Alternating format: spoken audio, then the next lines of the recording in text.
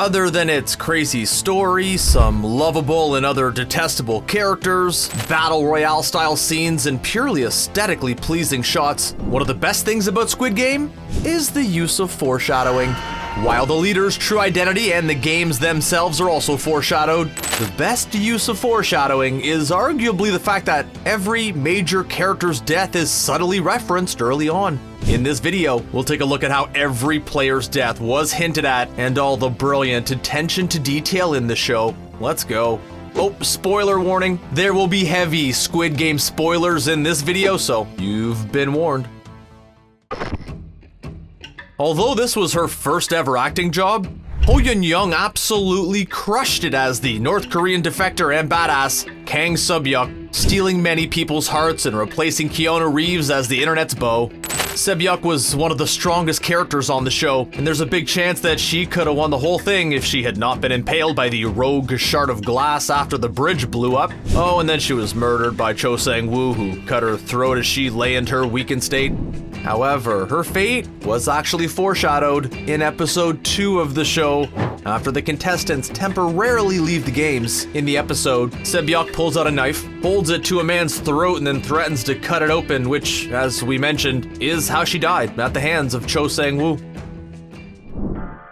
Speaking of Cho Sang-woo, his death was also foreshadowed in the same episode as he lies in a bathtub wearing a suit and tries to kill himself via carbon monoxide poisoning. Other than the carbon monoxide poisoning, this is exactly his ultimate fate.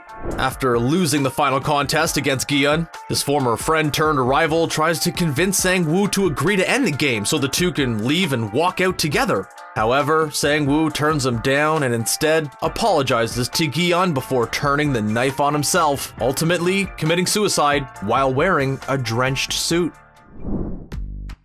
Oh, Ali, the show did you dirty. While he wasn't perfect, Ali was certainly one of the more virtuous characters amongst a sea of sinners. 감사합니다. Because, let's face it, even Gi-hun isn't a saint. Ali was one of the strongest players and formed an alliance with Cho Sang-woo, one which Ali thought had become a friendship, only to find out that he had been tricked by his ally and was left to die while having his marbles stolen. This also echoes Ali's life outside of the games in episode 2, as he goes to confront his former employer over back wages and compensation after losing his fingers in a factory accident. The confrontation turns violent as Ali pushes his former employer back, dropping an envelope of cash and getting his hand caught in a machine. Ali then takes the money and runs, leaving the man to bleed, similar to the way that he was abandoned by Cho Sang-woo, although not as heartbreaking. While Hyo-sung-tae's Instagram is pretty darn wholesome, his character Deok-su was rather less likable. So unlike Ali and Sae-byeok, no one really mourned the moment that he plummeted to his death from the glass bridge. But like Ali, Sae-byeok, and Cho Sang-woo, his death is foreshadowed during his life on the outside in episode 2. As he finds himself trapped on a bridge by a group of Filipino gangsters looking to settle a debt, he flings himself over the rail and into the water below to make his escape. Unlucky for him, there was no water beneath the glass bridge, huh? Speaking of the glass bridge though, the reason Deok-su falls is down to the fact that he's pulled down by his former lover Mi-nyeo after he betrayed her on multiple occasions.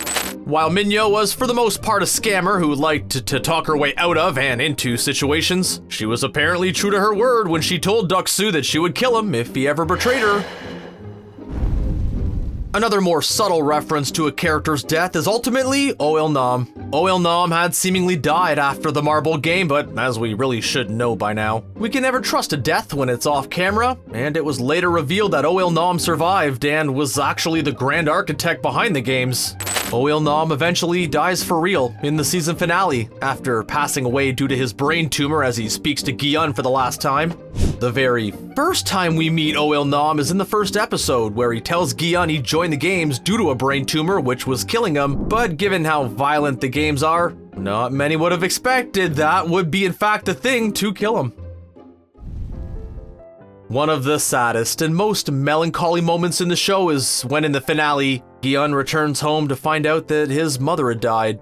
However, in a sick twist of fate, he could have been the reason that she died. As the players are returned to their hometowns in episode 2, Gi-hun and sae-byeok find themselves tied up half naked on the streets of Seoul. Gi-hun begs sae-byeok to help untie him, but she makes him promise that he won't go after the money that she stole after he won the bet on the horses in the first episode. He then swears on his mother's life that he won't, but ultimately breaks his promise by going after her, sealing his mother's dismal fate.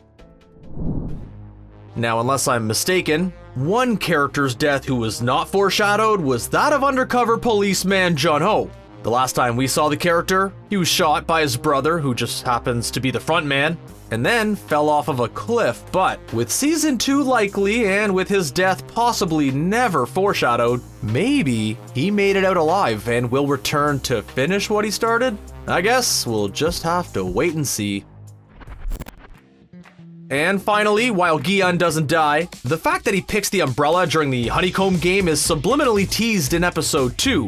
The main ones that relate to Gi-hun are the ones used by his ex-wife's new husband, and the one held by Jun-ho as he waits for Gi-hun outside his place.